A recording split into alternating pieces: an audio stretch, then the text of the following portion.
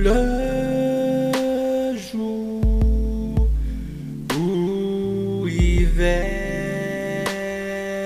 est décédée, elle s'est fait voler sa dernière heure. Elle a pourtant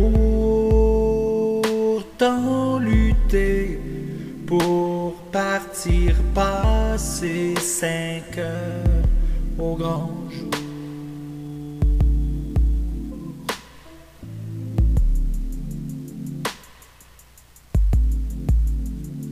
Et s'est fait rétrograder à cause du changement d'heure. Lise m'a dit, c'est étrange, Pierre.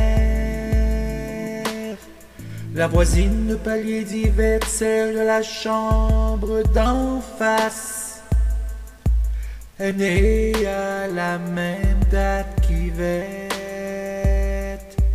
Et elle est venue mourir à la même date dans le même endroit.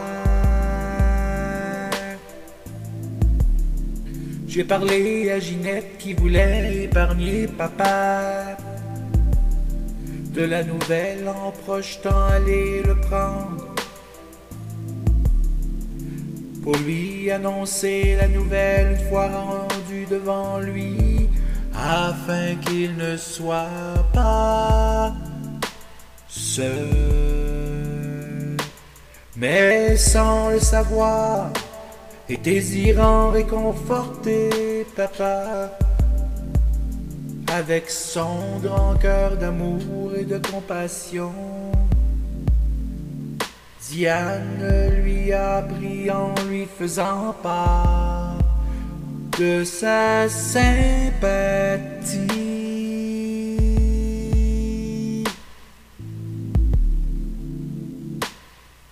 Papa s'est fait doubler par la nouvelle.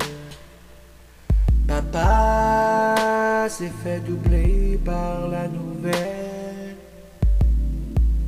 Ginette m'a dit, reste chez toi. Ne va pas réconforter Antoinette, car tu ne seras pas capable de le faire. Tu te connais, tu es une véritable éponge. Et tu vas te retrouver dévasté. Mais j'ai doublé Ginette et j'ai invité Antoinette au resto aussitôt.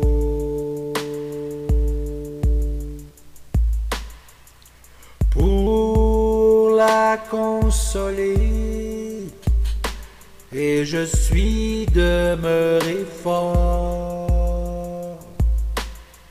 J'ai seulement pleuré dans ma douche et je me suis tapé 3 fois la première symphonie de Tchaïkovski et la seconde aussi.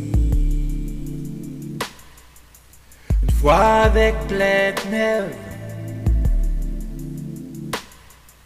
l'autre avec Markovitch,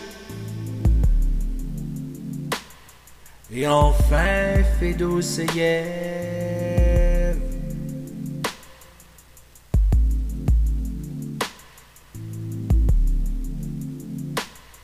Au hockey, les Flames ont compté 3 fois plus de buts que les Habs qui se sont fait doubler par leur indiscipline.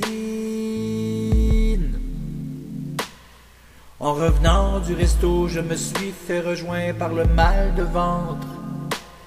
Mais j'ai été doublé par la caissière du dépanneur qui faisait son travail de nursing sur un coin de comptoir. Concernant une étude de cas basée sur un problème de motilité intestinale. Son exercice était fondé car les abs ont été maladivement banals. Et le match contre les Flames était à chier, comme la pub des Canadiens montrant un fan introduit dans la douche d'un joueur pour l'admirer. En allant la voir, Antoinette, j'ai vu un beau coucher de soleil rougeoyant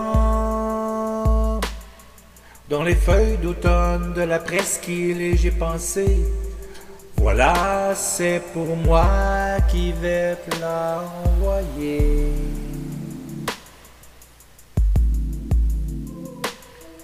Parce que je m'en allais consoler Antoinette. J'ai mis pour la première fois le manteau de Suède d'Yvon que plus jamais personne n'a porté depuis son décès,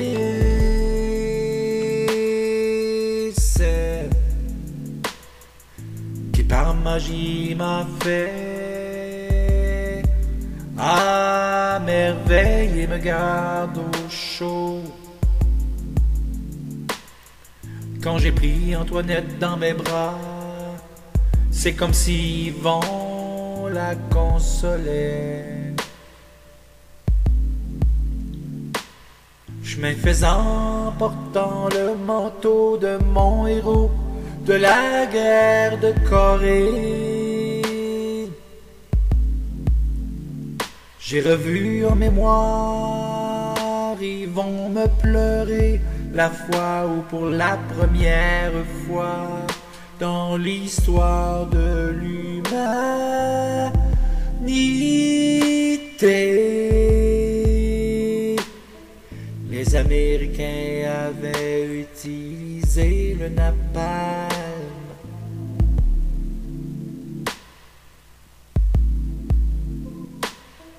Et je me suis souvenu de la fois où il a cédé sa place sur le côté de l'unité de débarquement à un type qui avait la nausée, qui a pris un éclat d'obus devant lui pour mourir sur le coup, comme s'il était allé mourir à sa place. Je pense qu'aujourd'hui, à tour de rôle, nous sommes tous morts à la place d'Yvette.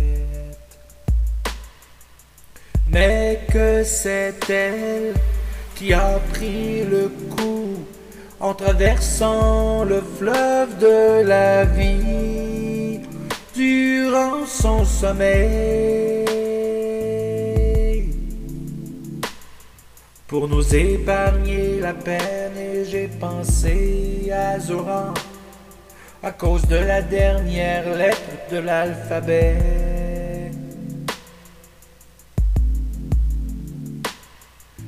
Déménagé à New York dans les années 70,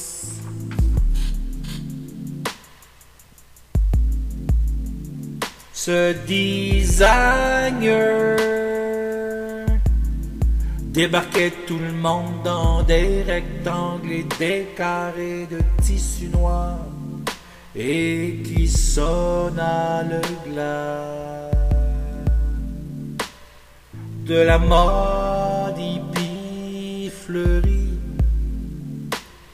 de la mode peace and love, pour plonger l'humanité dans un autre espace.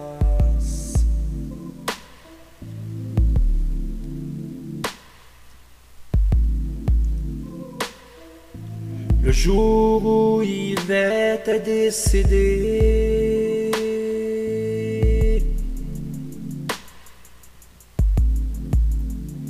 Elle s'est fait voler sa dernière heure.